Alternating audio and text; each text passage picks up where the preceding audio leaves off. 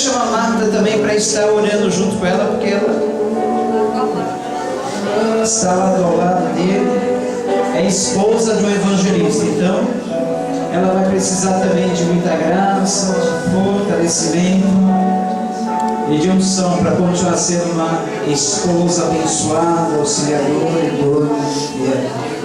Então nós vamos orar pelo casal, consagrando ao Luciano como evangelista e orando pela sua esposa para que possa sempre continuar sendo essa auxiliadora e dona fiel como ela tem sido.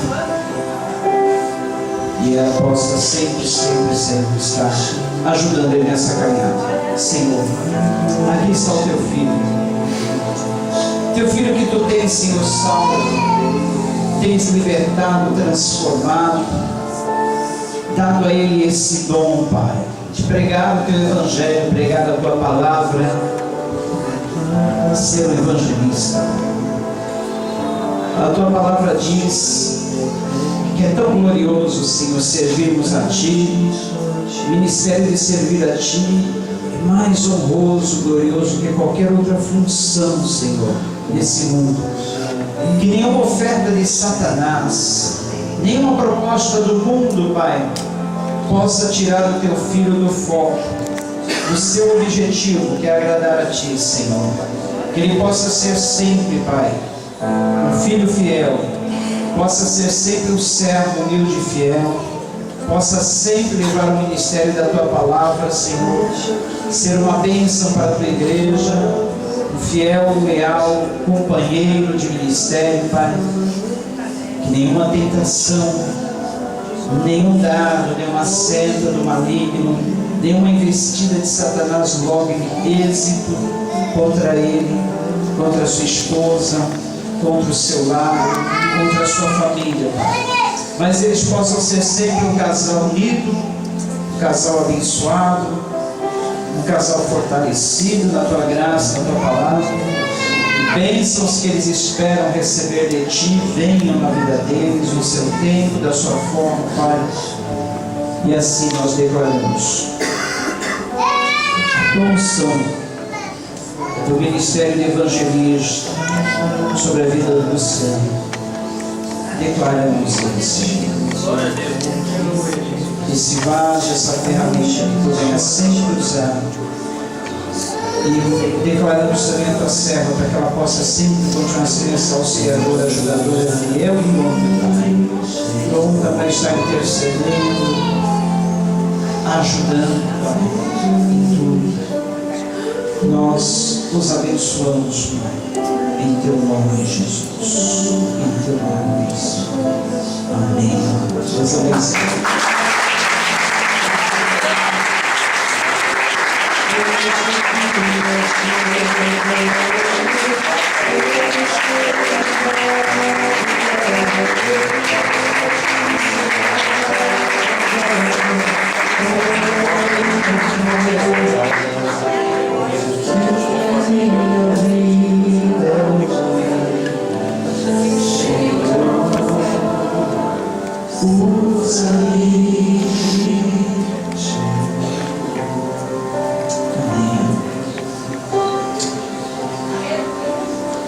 Eu gostaria de ler um versículo apenas. Gostaria de ler apenas um versículo que está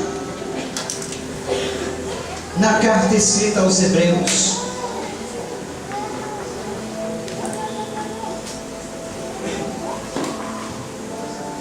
O autor inspirado por Deus, nós não sabemos quem é esse autor inspirado por Deus que escreveu essa carta, mas ele escreve a um grupo de irmãos que eram judeus, faziam parte da igreja primitiva. E a igreja primitiva, como os irmãos sabem, a igreja do primeiro século era uma igreja perseguida, era uma igreja sofrida, era uma igreja que, para fazer parte dela, a pessoa tinha que ser muito fiel, tinha que ser uma pessoa que estivesse disposta a dar até a sua vida pela causa do Evangelho.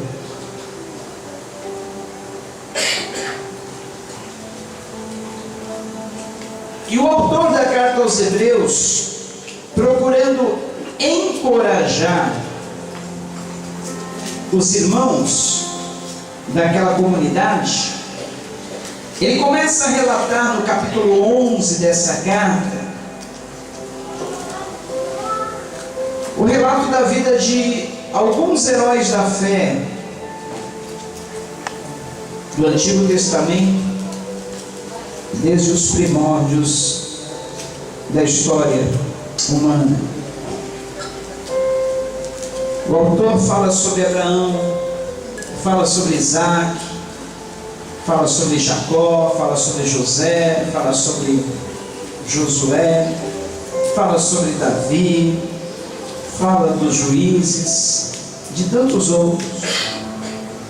E ele destaca, entre todas as qualidades desses homens e mulheres de Deus, um atributo em comum a todos: o atributo da fé. Ele fala sobre a fé de cada um dos heróis, personagens do Antigo Testamento. E ele cita um nome entre todos esses, o nome de Jacó. E a menção feita a Jacó, como está aí transmitido, está escrito aí, diz assim: pela fé, Jacó, à beira da morte, abençoou cada um dos filhos de José e adorou a Deus, apoiado na extremidade do seu bordão. Que bonito! Pela fé, Jacó, beira da morte, abençoou cada um dos filhos de José e adorou a Deus, apoiado na extremidade do seu bordão. Gente, era costume nos tempos antigos, quando um patriarca era o chefe de família, era um homem que tinha filhos.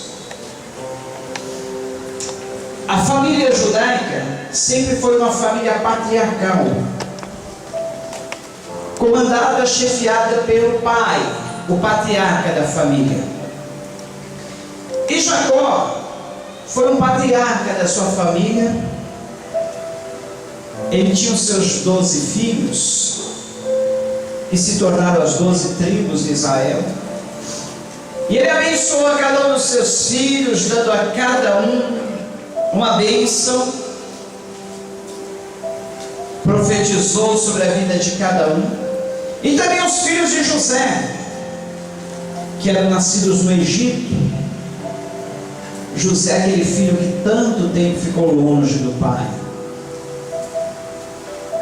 E o detalhe que o escritor da carta aos Hebreus narra é que Jacó, perto da morte, chama os seus filhos, e os filhos de José, abençoa cada um, dá a cada um uma bênção, uma profecia, e ele adora a Deus, apoiado na extremidade do seu bordão. Que vem a ser um bordão? Uma bengala, uma espécie de um cajado, um apoio, em que as pessoas de idade mais avançada usavam para se apoiar. E por que ele adora a Deus apoiado em seu bordão? Será que era simplesmente porque ele não conseguia ficar em pé direito, a idade avançada, não tinha muita força? Não, não era só por isso. O bordão, o cajado ou a bengala usado na antiguidade era espécie de uma agenda, funcionava também como uma agenda. Eu não sei se é ao certo como, mas eles usavam o seu bordão para fazer anotações. E anotações, sabe do que? Períodos da vida, lembranças do passado, épocas. Eu imagino como era o bordão de Jacó, cheio de anotações, risquinhos. Lá devia ter aquilo que aconteceu com ele no capítulo 28 de Gênesis, quando ele fugia da presença do seu irmão Esaú, saía com uma mão na frente e outra atrás, sem nada, andando errante pelo mundo. E ele teve um sonho naquela noite. Ele contemplava uma escada que subia até os céus, e dessa escada desciam e subiam anjos. Ele só tinha um travesseiro, uma pedra como travesseiro para dormir, para reclinar a cabeça. E mesmo assim ele sonhava. Olha como é importante sonhar. Sonhe, irmão. Mesmo que você durma num travesseiro de pedra, ou seja, mesmo que as suas condições sejam as piores do mundo, sonhe. Sonhar não custa nada. Nós não pagamos nada para sonhar. E faz tão bem. Permita que Deus te dê sonhos, projetos, planos, realizações.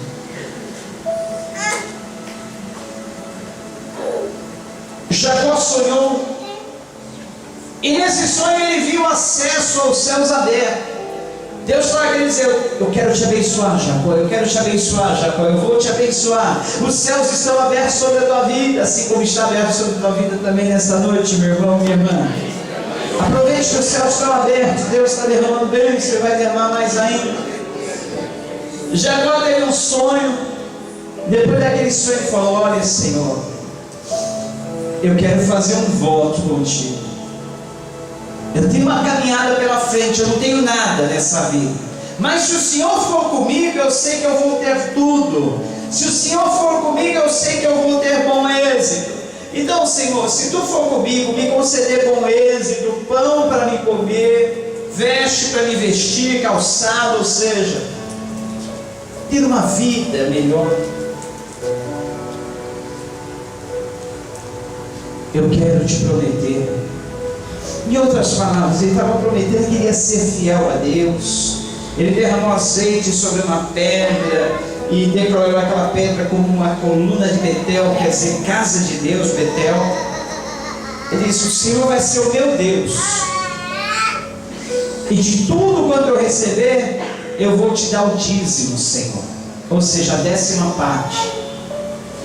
E Deus ouviu aquela oração de Jacó. Dali por diante a vida dele começa a mudar. No capítulo 32, ele trava uma luta com um anjo. Sabe o que é isso? Deus envia um anjo para abençoar a vida dele. Só que, como o nome já diz, Jacó, enganador, trapaceiro, fraudulento, o camarada que não dá nó em pingo d'água, mas dá nó em pingo de éter, mais difícil ainda, era esse Jacó. O cara era 171, trambiqueiro, enrolão, pior espécie. Mas Deus envia um anjo para lutar com ele, para ver se alguma mudança acontecia na vida dele. Cada um Deus se transforma de um jeito. Para Jacó, que era assim, Deus tem que mandar um anjo no meio da noite para lutar com ele, luta corporal mesmo. Eu nem imagino como é essa luta. Será que era tipo aquelas lutas do UFC? MMA? Mas não é assim, né? O camarada ia ser bom de briga, né, Jacó? Para ser trapaceiro, trambiqueiro, 171. Acho que ele dava pernada, rasteira, capoeira. E aí Deus manda um anjo lá, talvez, com certeza um anjo forte. E eles lá lutando.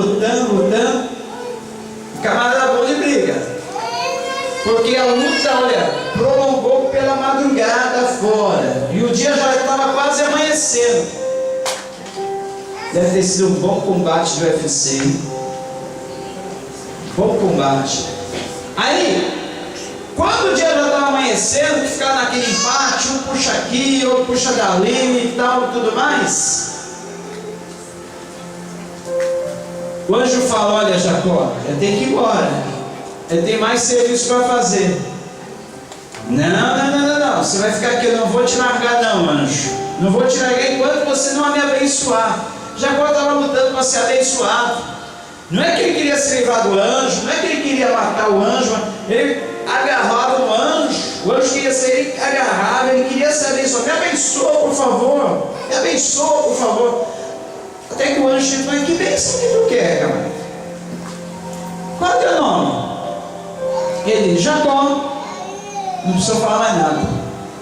O nome na antiguidade significava o caráter da pessoa. Então Jacó queria dizer enganador, trapaceiro, traiçoeiro, usurpador. Então anjo falou, vou te abençoar. A partir de hoje você não chamará mais Jacó, mas sim príncipe com Deus, porque lutaste contra os anjos, lutou contra o anjo, lutou com os homens e prevaleceste. Prevaleceu. Só que Jacó, no fim dessa luta, já não estava mais podendo ficar em pé. O anjo tocou ele no nervo, no quadril, aqui, deslocou, e ele ficou ali caído. Mas ele venceu caído aos pés do Senhor, como todos nós precisamos vencer. A nossa vitória está em cairmos, não cairmos diante das tentações, das seduções do mundo e do maligno, mas cairmos prostrados aos pés do Senhor, declarando que só Ele é o dono da nossa vida, só Ele é Senhor sobre nós, só Ele é digno de nós estarmos prostrados diante dEle. Assim Jacó venceu. E agora ele não era mais Jacó, mas ele era príncipe com Deus. Que bonito, hein? Príncipe com Deus. Você também pode se dizer príncipe, princesa de Deus, porque você tem lutado e prevalecido. Lutado contra o mundo, contra as tentações, contra o maligno, contra tudo.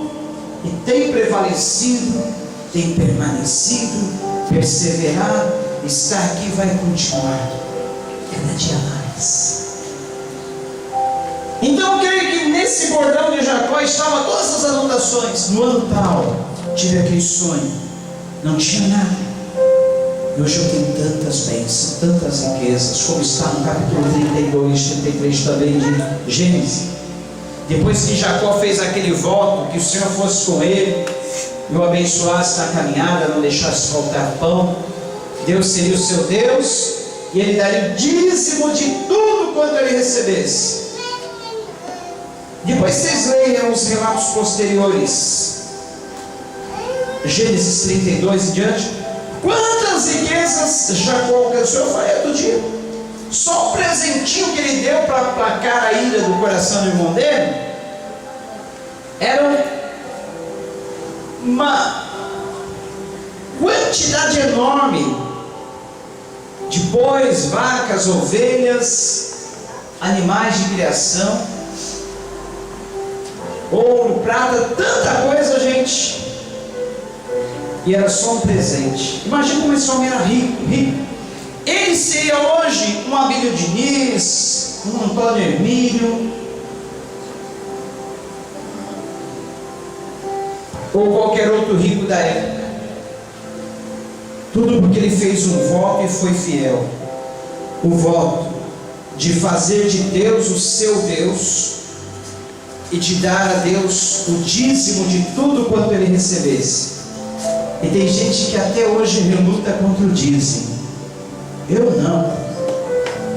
Dá meu dízimo para o pastor, para isso, para aquilo, não. A escolha é sua. A igreja vai continuar sempre sendo abençoada. Se for preciso, Deus toca no coração de pessoas lá de fora. Mas a bênção que era para ser tua, vai acabar indo para outros. Até hoje, desde o começo, eu tenho pessoas fora, muitas. 1/3 da igreja que ajuda, coopera, dá o dízimo, oferta, e pessoas de fora que ajudam esse ministério, sabiam? Já recebi ajuda de pessoas não crentes, pessoas daqui, de longe, vez por outra manda uma oferta, é muito mais ajuda. Um dia eu estava tão preocupado. Foi um pouco antes de nós darmos um passo para a aquisição dessa propriedade. A arrecadação naquele mês tinha caído. Eu falei, meu Deus, o que é isso?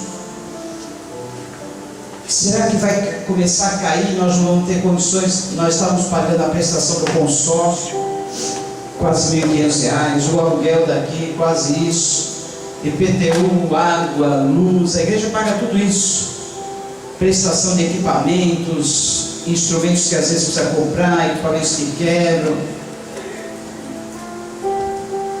Aí eu preocupado aquela manhã, daqui a pouco o telefone toca.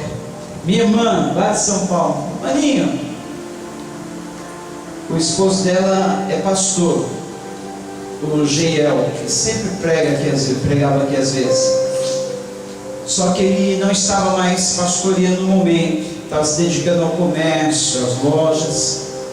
Maninho, passa o número da tua conta para mim, ou do número da conta da igreja. Eu tenho um dízimo para mandar para tu. Eu estava dando meu dízimo, nós estamos sem igreja, mas eu estava dando meu dízimo para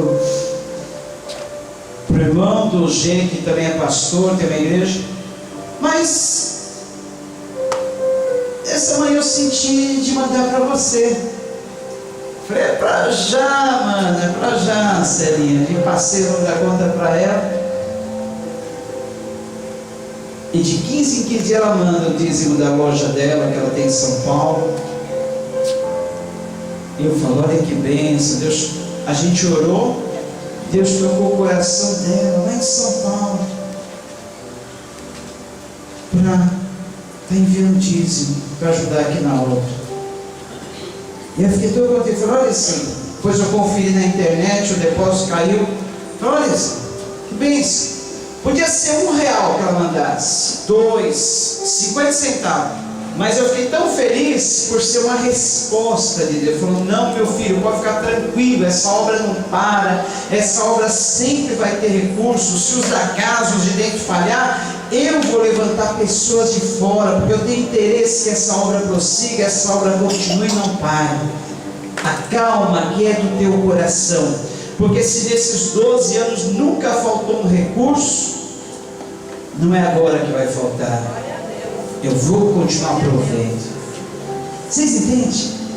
Não foi o valor da oferta, foi uma boa oferta, tem sido um bom dia, mas não é o valor, eu falo. O sinal, a resposta. No mesmo dia que a gente está orando, conversei com a Sandra, preocupado. E essa resposta veio. O que é isso? É para nós sabermos que Deus é o provedor. Deus. Isso vale tanto para o ministério como vale para a tua vida. Vale para qualquer área.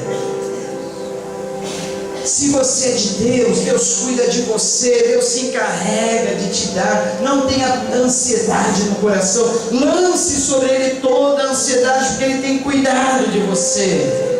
Ele tem cuidado de você. Porventura vos faltou alguma coisa até hoje? Deus perguntou ao povo de Israel. Porventura lhes faltou alguma coisa? Nada, disseram eles. Nada, disseram eles. Nada, nada, nada, nada.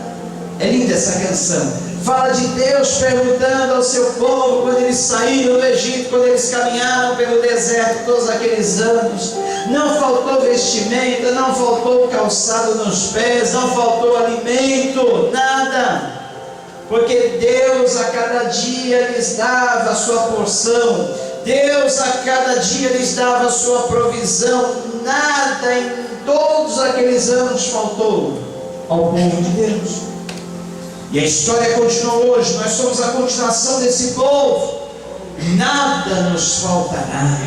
O Senhor é o nosso pastor e nada nos faltará. Nada nos faltará. Confie nesse Deus. Ele é o nosso Pai, é o nosso provedor.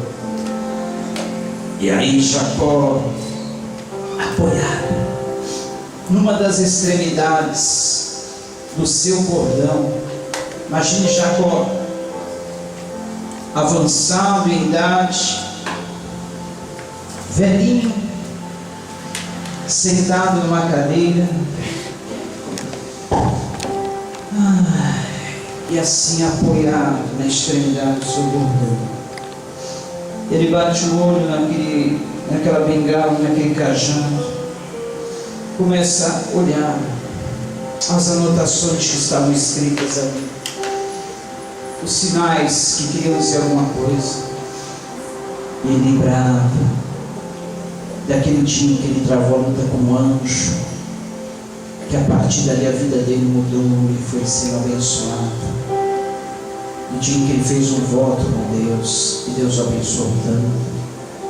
O tempo que ele passou longe de José, e depois ele tornou a ver o seu filho, que ele já dava como morto. Do tempo da bênção, da prosperidade lá na terra do Egito. O tempo que os seus filhos eram pequenos, depois cresceram. O dia que ele conheceu seus netos. Quantas recordações! E ele pega aquele bordão, levanta os seus braços, mãos cansadas ao alto, e adora a Deus. Lágrimas com certeza escorreram pelos seus olhos, desceram até a sua barba, e ele estava o patriarca ancião, lembrando de toda a trajetória na vida dele, lembrando de cada detalhe, lembrando de tudo que Deus havia feito, e com as mãos, os braços para cima, adorou a Deus, adorou a Deus, adorou a Deus, porque tudo provém do Senhor, tudo é dele, para ele.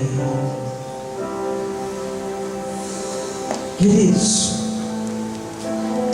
você já olhou na agenda, nas anotações da sua vida? Quem sabe você tem um diário, quem sabe você tem uma caixa de fotos, álbuns, quem sabe você tenha papéis no meio da sua gaveta, documentos que registram fatos, períodos da sua vida.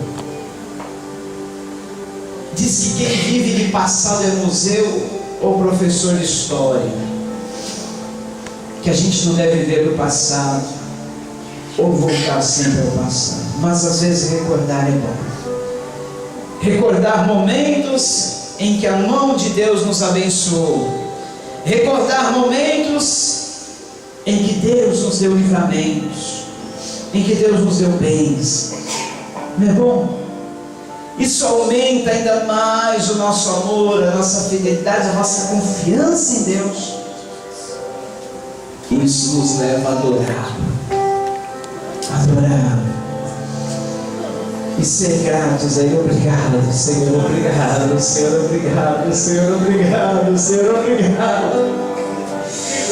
Oh, Deus, lembro-me bem disso tudo, e a minha alma desfalece dentro de mim. Todavia lembro-me também do que pode dar-me esperança. Graças ao grande amor do Senhor é que não somos consumidos, pois as suas misericórdias são inesgotáveis, renovam-se cada manhã. Grande é a tua fidelidade. Digo a mim mesmo: a minha porção é o Senhor, portanto nele porei a minha esperança. O Senhor é bom para com aqueles cuja esperança está nele, para com aqueles que o buscam. É bom esperar tranquilo pela salvação do Senhor. Graças ao grande amor do Senhor é que não somos consumidos, pois as suas misericórdias são inesgotáveis, renovam-se cada manhã. Grande é a sua fidelidade. Tua fidelidade é grande. Vamos cantar? Tua fidelidade incomparável é.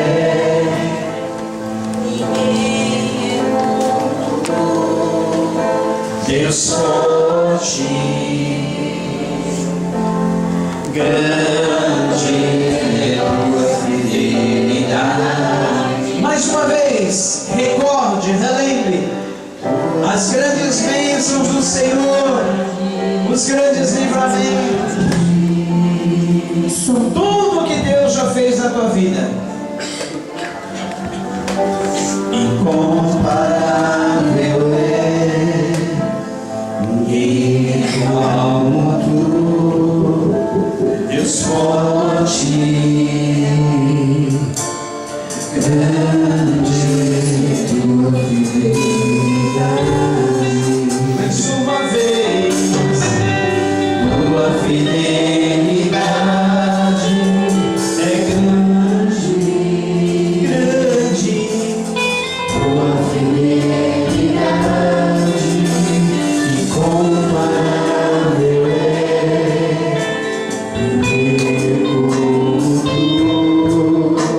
Deus forte, grande, grande tua fidelidade. Tua fidelidade é grande, grande. Tua fidelidade incomparável é. Ninguém é como tu. Deus forte, grande,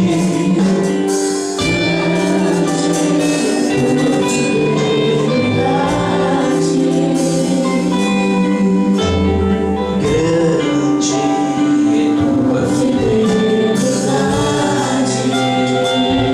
Quero chamar da frente. Hoje nós vamos chamar as diaconisas para servir a ceia do Senhor, amém? As diaconisas então vêm à frente, porque eu recebi do Senhor o que também vos ensinei, que o Senhor Jesus, na noite em que foi traído, tomou o pão, tendo dado graças, o partiu e disse: tomai e comei, isto é o meu corpo que é dado por vós. Semelhantemente, depois de cear, tomou o cálice, dizendo: esse cálice é o novo testamento, o meu sangue.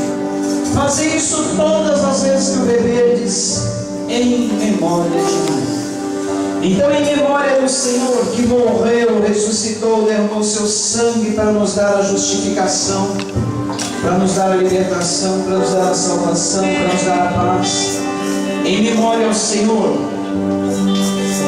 nós comemos a ceia, partimos o pão, o cálice do Senhor, tomamos, fazendo isso em obediência ao que Ele mandou. Quando nós nos reuníssemos, nós tomássemos o pão, tomássemos o vinho, partíssemos em memória dele. Então, todos aqueles que já receberam Jesus como seu Salvador, todos aqueles que já foram comprados pelo sangue de Cristo, tenha Jesus como seu Salvador, já se arrependeram dos seus pecados, estão numa nova vida, todos vocês podem participar com as consciências limpas, porque se você já pediu perdão a Deus, já se consertou com seu irmão, nada impede você de participar, porque somos perdoados pela misericórdia de Deus, que se renova na nossa vida cada dia. Então, que nesse momento você já fez o seu exame de consciência, com certeza já orou a Deus, Permaneça em pé. E nós damos liberdade também para aqueles que não sentirem-se aptos para participar, se não obrigado. Você pode assentar-se enquanto as irmãs distribuem esses elementos. Podem distribuir, por favor.